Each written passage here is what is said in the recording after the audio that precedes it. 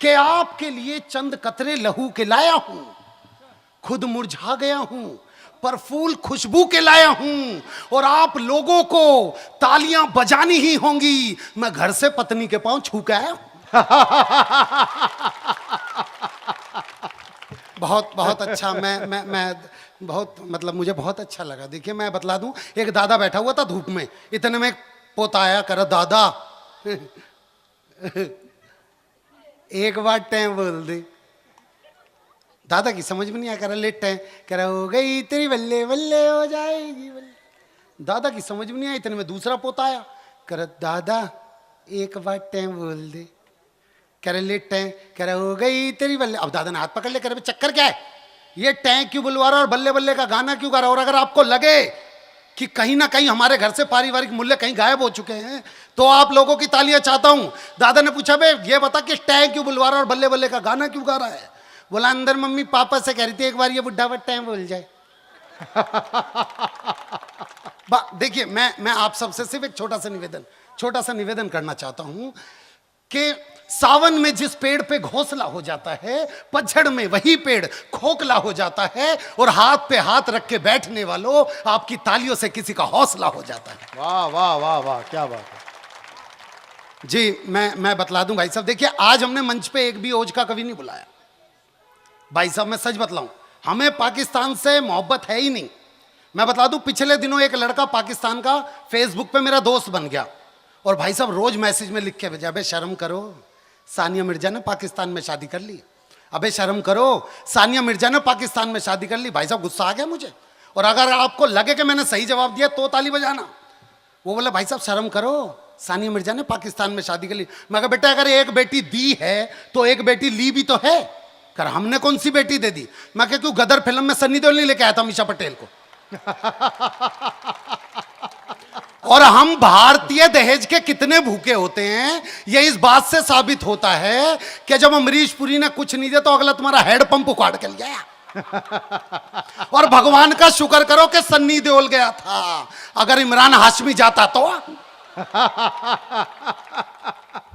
मैं बतला दूं भाई साहब, पाकिस्तान को खत्म करने के लिए भारत में सिर्फ और सिर्फ एक व्यक्ति, राहुल गांधी। अब आप पूछोगे कैसे, जिसने 32 साल पुरानी बसपा उखाड़ दी, 24 साल पुरानी सपा उखाड़ दी, कांग्रेस खुद की 125 साल पुरानी उखाड़ दी, फिर पाकिस्तान तो सिर्फ 70 साल पुराना भाई साहब। मैं सच बतला रहा हूं आपको। और आजकल तो उसका नाम पप्पू रख दिया भाई साहब। एक मां ने अपने सीधे साधे बेटे से बोला कि तेरी बहू 6 महीने से पीहर में है, जाके उसे लेके क्यों नहीं आता। कह रहे ठीक है मम्मी। अब भाई साहब ससुराल पहुंचा तो कुएं के पास 6-7 सालियां खड़ी थी। सालियों को पता था कि जीजा जी का दिमाग थोड़ा सा कम है। बोली जीजा जी नमस्ते। बोला नमस्ते। कह रहे जीजा जी क्या करने आए हो। कह रहे अपनी बहू लेने आया हूं। कह रहे आपको नहीं पता। कहता के कर वो तो विधवा होगी। पट्टा वहीं से घर के लिए वापसी हो लिया। घर पे मां इंतजार कर रही थी। मां ने पूछा भाई तू तो बहू लेने गया था। बोला मम्मी तुझे नहीं पता। के कर वो तो विधवा। बोली बेवकूफ तेरे रहते वो विधवा कैसे हो जाएगी। बोला क्यों मां मेरे रहते तू विधवा ना। बोले अरे बेवकूफ मैं तो तब विधवा हुई थी जब तेरा बाप मर गया था। बोला हो सके उसका भी बाप मर गया हो। ये महिलाएं भाई साहब मैं बतला दूं, एक बार एक मंच पे मैं बहुत अच्छे तरीके से पढ़ रहा, मैंने मंच पे कविता सुनाई, चुटकुला सुनाया, मुक्तक सुनाया, हर तरीके का परपंच किया, पर महिला ताली बजा के ना दे। मैं आखिर में जाके उनके पैरों के पास खड़ा हो बोला माता कोई गलती हो गई है तो बताइए, आप ताली क्यों नहीं बजा रही। बोली तेरी शक्ल मेरी सास से मिले। भाई साहब मैं सच बतला रहा हूं, ये महिलाएं होती हैं। हरिद्वार की तरफ 2 बसें जा रही थी, आगे वाली बस में सारी सास, पीछे वाली बस में सारी बहुएं। सास वाली बस खाई में गिर गई तो बहू वाली बस में एक बहू ने रो रो के हो मेरी सास, हो मेरी सास। सबने पूछा ओहो तू तो बहुत प्यार करती थी। कह रही ना मेरी वाली तो आई ना। तो स्थितियां भाई साहब मैं बतला रहा हूं आपको। हम लोग स्थितियों से उलझे पड़े हैं। ये लड़के जो जितने भी बैठे पड़े हैं आपके, ये रात के 10 बजे अपनी गर्लफ्रेंड के पास फोन करते हैं भाई साहब, और इनकी आवाज ऐसी होती है, घर में मम्मी पापा के पास भी आवाज नहीं जाती। हेलो। अब लड़की को तो पता नहीं है ना लड़का किस टेम्परेचर मोड पे है। हाँ हेलो, क्या कर रही है? कह रही खाना खा रही हूं। खाने में क्या खा रही है? कह रहे बेवकूफ, तू ये जान के क्या कर लेगा मैं खाने में क्या खा रही हूं? कभी कोई जनरल नॉलेज की बात कर ले। बोला अच्छा जनरल नॉलेज की बात।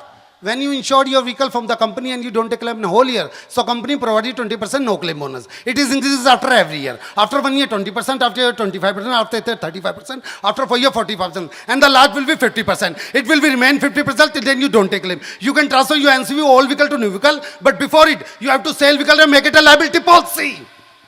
लड़की खिचड़ी खा रही हूं आम के अचार के साथ। मैं बतला रहा हूं भाई साहब, ये महिलाएं होती हैं। एक घने शहर की छोरी ठेठ गांव में बह गई, ऐसे गांव में जहां के लोगों ने कोलगेट भी नहीं देखी थी। अगली सुबह कोलगेट कर रही तो मुंह से झाग निकलते देख के देवर को लगा भाभी को सांप ने काट लिया। बोला भाभी, तो भाभी ने कोलगेट दिखला दी। पट्टे ने कोलगेट खोली, आधे से ज्यादा कोलगेट खा गया। भाभी ने गुस्से में थप्पड़ मार दिया। वो गया खेतों में भाई के पास, भैया भाभी ने मार नेक्स्ट चीज के लिए बहुत मारा।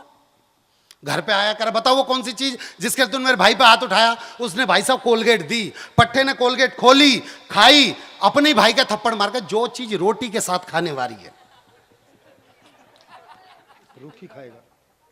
नहीं, आप जब तक ताली नहीं बजाओगे मैं यहीं पे रहूंगा भाई साहब।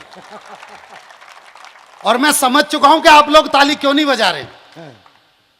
जयकारा शेरवाली का बोल सच्चे दरबार की। ये जागरण की ऑडियंस है भाई साहब, ये जागरण की ऑडियंस है, इसे जागृत करना पड़ेगा। भैया चाय बूंदी भी बनवा लेते बीच में जो 4 बजे देनी थी। हाँ तो लीजिए भाई साहब। अच्छा मैं आप में से एक बात पूछना चाहता हूँ, क्योंकि ये हमारे को ये यात्रा यूसुफ जी तक करनी है। ये कहना पड़ता है भाई साहब, हर कवि कह के जाता है हमें ये यात्रा यूसुफ भारद्वाज जी तक करनी है, हमें ये यात्रा यूसुफ भारद्वाज। और भाई साहब अंत में जब यूसुफ जी की बारी हो तो एक ऑडियंस नहीं बैठती यहाँ पे। मैं इसलिए आप सबसे एक बात पूछना चाहता हूँ कि कुछ जगहों पर दिल्ली में भी ये रिवाज है, जब लड़की विदा होती है तो उसका मामा उसे उठा के डोली तक लेके जाता है। कहाँ पे है ये? आपके यहाँ पे है ये रिवाज? ये हमारे दिल्ली में है भाई साहब। मैं दिल्ली का एक वृतांत सुनाना चाहता हूं आपको। लड़की का वजन कम से कम 130 किलो और उसका कोई सगा मामा नहीं। पर गली के एक व्यक्ति प्रताप ने, मेरे कैरेक्टर का नाम है प्रताप, गली के एक व्यक्ति ने जो कि 40 किलो का है, उस लड़की के बाप से 2 लाख रुपए ब्याज पे ले रखे। अब कुछ लोग होते नहीं शादी में जो कहते भाई साहब कोई काम हो तो बताना। अब वो फंस गया। प्रताप ही आके बोला भाई साहब कोई काम हो तो बताना। प्रताप लेके जा। प्रताप ने देखी, किसे लेके जा? अरे छुटकी को लेके। छुटकी? ये तो मुटकी है। प्रताप लेके जा। भाई साहब मैं 2 महीने की ब्याज नहीं दूंगा आपको। ये कह के अगला गया। अगले ने बोला हट जाओ भाई, साइड में हट जाओ। आज मौत का बिल्कुल ऐसा खेल होगा यहां पे। उसने जैसे ही लड़की को उठाया, भाई साहब रीढ़ की हड्डी में हल्का सा दर्द हुआ अगले, पर वो हिम्मत नहीं हारा। और भाई साहब घर का आंगन भी कितना बड़ा, यहां से लेके जितनी दूर में वो लास्ट वाले भाई साहब खड़े, और बाहर गाड़ी खड़ी है जिसमें लड़की को बैठाना है। अब उसने लड़की को उठाया, आधे रास्ते तक लेके ही पहुंचा था कि लड़की के अंदर मां की ममता जगी। वो गोदी छोड़ के फिर दोबारा भाग के गए। लड़की का बाप प्रताप लेके आ। प्रताप लेके आ मतलब यहां आधे रास्ते तक ले तो आया था भाई साहब, आपने देखा था, कोठारी जी देखा था आपने, मैं बीच रास्ते तक लेके भी आ गया था। प्रताप लेके आ। प्रताप फिर से मैं 3 महीने की ब्याज नहीं दूंगा आपकी। वो फिर दोबारा गया। अब की बार उसने फिर लड़की उठाई, पर लड़की की बड़ी बहन जो 150 किलो की थी, जब वो उसे गोदी में उठाने लगे तो बड़ी बहन ने अपना हाथ उसके हाथ अपनी बहन के हाथ पे रखा और उसे बोलते हुए जा रही है, और उस 150 किलो की बहन का हाथ का बोझ भी प्रताप के कंधे पे ही, और बोलते हुए जा रही है, देख सास से ना तमीज से बात करनी है, ससुर का सम्मान करना है, देवर से प्यार करना। बोला तू लिख के दे दे, मैं गाड़ी में दे दूंगा। वो लेके निकलने लग गया। भाई साहब आप तालियां बहुत कमजोर बजा रहे हो भाई साहब, मैं सच बतलाऊं। वो लेके निकलने लग गया। इतने में दूसरी छोटी बहन आई, वो 130 किलो की थी। बोली बहन यो मेकअप की किट तो ले जा, वरना जीजा जी पहचानेंगे कैसे। यानी कि 130 किलो की वो 5 किलो की मेकअप की किट। अगला फिर चलने लग गया। आगे चलने को हुआ ही था, बगल में बाप खड़ा हुआ था। बोला हो मेरी फूल सी बच्ची। बोला तेरी फूल सी बच्ची ने ना मेरे फूल चुगने वाले काम कर रखे, इसे गोदी में लेके देखा। उसे आगे लेके निकला भाई साहब, थोड़ा सा आगे लेके निकला ही था कि इतने में उसका भाई आया भाग के। बोला दीदी, ओ दीदी अब मैं किसके संग लड़ूंगा। बोला इधर सुन, ओ दीदी के भाई इधर सुन, ये सोच के मेरे बाद मेरे बच्चों को कौन पालेगा, कसम खा यहीं पे ही तू मेरे बच्चों को पालेगा, कसम खा। वो चलने लग गया भाई साहब। थोड़ा सा आगे बढ़ा था कि इतने में बुआ आई पैरों में गिर के, कह रही नाले जान दू, अरे मर जाऊंगी नाले जान दू। बोला अगर यो हाथ से छूट गई तो सच में मर जाएगी। भाई साहब साइड में खड़ी होगी बुआ। इतने में वो थोड़ा सा आगे और बढ़ रहा था, थोड़ा सा आगे बढ़ा ही था कि इतने में ऐसा अंदर से आवाज आई, भाई लड़की की दादी कुछ कहना चाह रही है। हैं? अच्छा अंदर ना कही उसने कुछ। अब लड़की की दादी आई भाई साहब। लड़की की दादी जब बगल में आई तो लड़की की दादी की सांस, क्या कह रही है ये भैया। लड़की की दादी की सांस फूल रही है, सांस फूल रही है। कह रहा किसी की सांस उकड़ भी रही है, ये भी देख लो।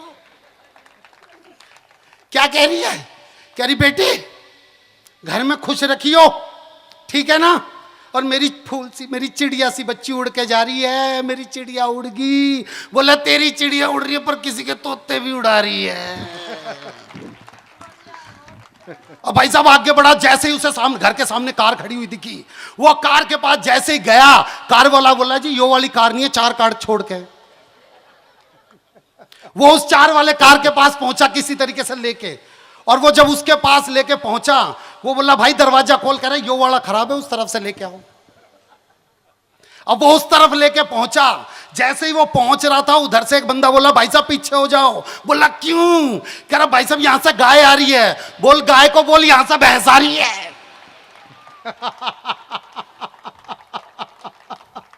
भाई साहब उसने गाड़ी में उसे बिठाया, और जैसे ही गाड़ी में बिठाया टायर चारों के चारों पंचर हो गए। पंचर होते ही बोला फिर प्रताप निकाल, इसने निकाल मतलब ये तो घुसी भी बहुत मुश्किल से है, गाड़ी काटनी पड़ेगी ये वाली। तुमने ट्रक क्यों नहीं मंगवाया इसके लिए? अब किसी तरीके से भाई साहब जेसीबी मंगवाई गई, लड़की उस पर बैठाई गई। जब लड़की जा रही थी तो अगले ने चैन की सांस ली। करा लड़की का बोला प्रताप हमारे यहाँ पे पग फेरा भी होवे। पग फेरा मतलब लड़की एक गली का चक्कर काट के फिर दोबारा आती है। बोला भाई साहब नाम प्रताप है तो क्या सब कुछ मेरे ऊपर ही कर दोगे? कह रहा तू ही तो कह रहा था। अब टिप्पणी लास्ट की छोड़ रहा हूं भाई साहब आपके ऊपर, फिर आपका सेंस देखना चाहता हूं आखिरी पंक्ति पे। उसने बोला भाई साहब नाम प्रताप है तो सब कुछ मेरे ऊपर छोड़ दोगे? बोला बे तूने ही तो कहा था। बोला कहा तो मोदी ने भी था कि अच्छे दिन आएंगे, आगे क्या? कहा तो अखिलेश सरकार ने भी था कि हमारी सरकार आएगी, उनकी सरकार आ गई क्या? कहा तो कांग्रेस के राहुल गांधी ने भी था उनकी सरकार आएगी, उनकी सरकार आ गई क्या? लेकिन भाई साहब मैं आप सबसे एक बात पूछना चाहता हूं, यहां पे जितने लोग बैठे हुए मैं उन सबसे एक बात पूछना चाहता हूं।